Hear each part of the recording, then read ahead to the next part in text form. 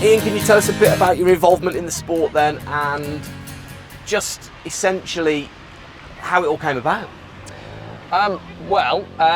So I got involved in paratri from 2009, and it really started, I suppose, because I'd been a competitive cyclist for a number of years, competed internationally, and felt really I'd done as much as I wanted or could in that sport, and was looking for a new challenge. So I stumbled my way into paratriathlon, really enjoyed it, and tried to just work from there and improve, and kind of got on a bit of a roll really from 2010 onwards, and still doing it now. So amazing. So Duncan, how did you guys end up getting together?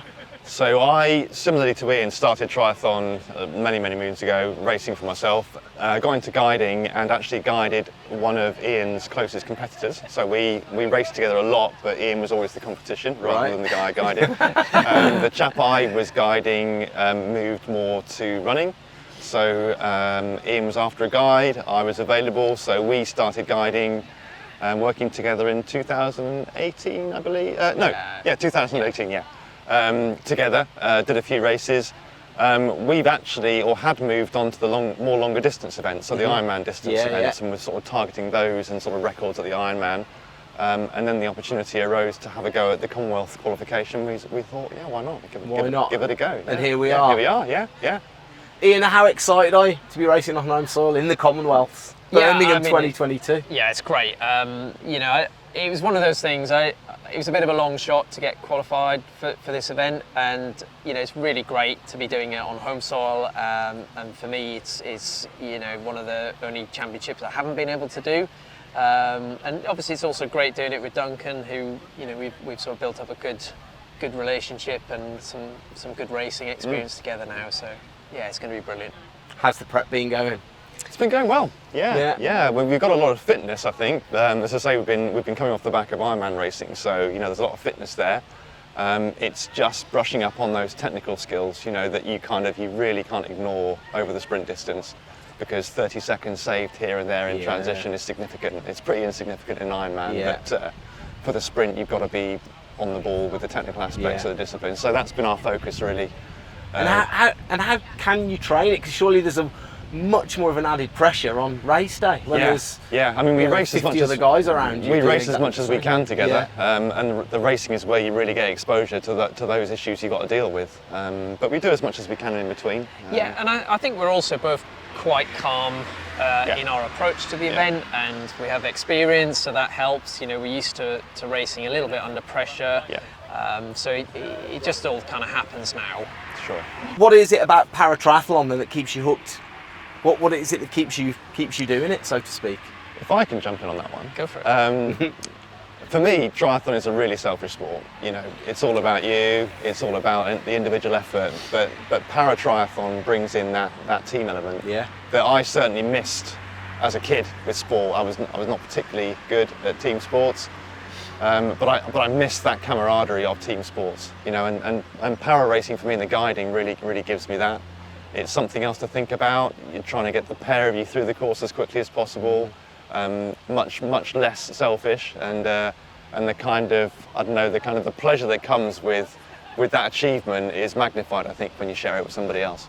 It's grueling as well. So you're sharing, you both share that same experience of being down in the dumps out there. And that's true, particularly in the longer distance events where you go through all the emotions. The sprint distance is a bit more manageable, fast so to and speak. frantic, and you don't really have much time to think, but for sure, you go through all the emotions. I've asked a few of the guys this. Do you get a chance to share a joke and a laugh out there, or is it business? I mean, what was it like when you're out there on your own? I think maybe in the longer distance events we have a little bit more of a chat and a banter. In the short distance races, it's pretty much just information coming from Duncan and a lot of encouragement to try and get the best performance out of myself and us as a team. Yeah, I would agree. It's about extracting the best performance that we can do out of one another on the day for the sprint distance, and going as hard as we dare, really. Amazing. How does it feel to be selected then for Team England? You said that you were doing Ironmans, and then Yeah. you came to Pretty crazy, because I mean, qualify. I think, you know, by our own admission, you know, we've been in the sport a long time, and you'd maybe kind of think that the time has passed us by to be racing at this level, you know, at the Commonwealth Games. But you know, the opportunity presented itself, and you know, we threw our hat in the ring, and here we are. So I mean, just amazing. You can't believe it. Yeah. We were just saying, if we hang in for another 4 years, we'll have about 100 years. 100 years between us. Yeah. Not more. We've got Birmingham, Commonwealth, then of course got Swansea, back-to-back weekends. Swansea's a big one. How important is it for the sport to have these huge events in the mainstream conscious like this?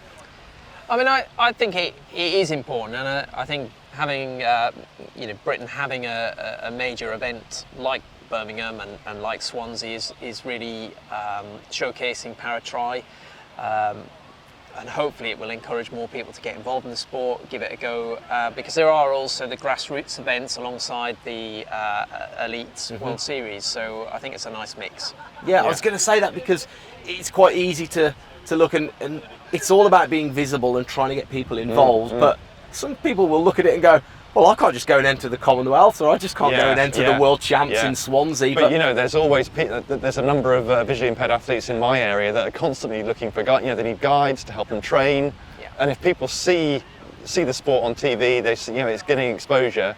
Hopefully, it'll mean people think, oh, I fancy a go at that. You know, and even the guides as well can have a think about, you know, maybe I should try and do that. You know, and the VI guys, they all need assistance, and it's a really kind of fulfilling thing to do. So yeah. And the great thing with triathlon is you can get in at a very sort of easy entry point. Things like the Go Try local events. There's lots of opportunities across the country now for real entry-level, beginner-friendly events.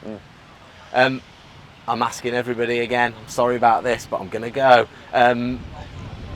What are we expecting? What's a success for you two? Gold? Silver? Wow. Silver, gold. Come on, that's the spirit. Yeah, we were under no illusions. I mean, we're kind of, the sport has moved on hugely in the last few years. You know, it's a true elite level sport now. And Iain and I hail from the early days of paratriathlon. You know, we still feel as though we're there or thereabouts on the bike. You know, particularly with Iain's strength on the bike. You know, we're definitely there on the bike.